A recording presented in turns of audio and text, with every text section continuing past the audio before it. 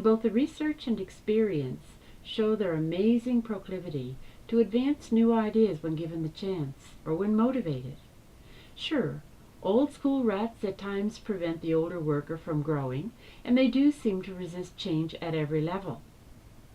Still, there's exciting research on plasticity to show how the human brain can improve and rewire itself even in the older years. One study taught German to a 76-year-old and a 17-year-old, and after 6 months the 76-year-old came out ahead in the language study. Paul Bach-y-Rita, founder of neuroplasticity research as we know it today, saw the power of the aging brain to stay at work long after we think it can firsthand. His 65-year-old father had a stroke while teaching at a university in New York.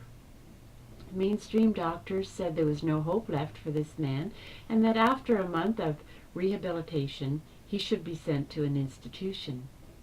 The two sons brought their father back to Mexico, where they were entering medical school themselves, and began to work with him.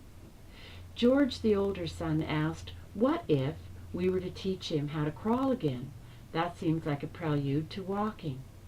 And their hope was that the brain would rewire itself and reorganize itself to take over where the lesions were left by the stroke. Of course, the brain can't heal itself per se, but it can reorganize itself, and in fact does so daily based on what we did. So their idea was to give their father many tasks that went in the opposite of a task that left him impaired. So he would crawl and begin to try to reach for things like marbles and playing games with the sons, and the father was all for this kind of rehabilitation.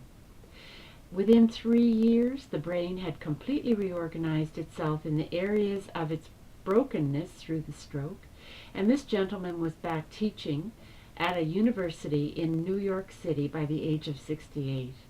Just another among the many proofs that plasticity is alive in the human brain, and the older brain is much more resilient and able to learn and change than we had once realized. So the question then becomes, how is it that we can set up programs in the workplace for an innovative strategy that would allow older people to come along with us as we begin to restructure the workplace for a new era?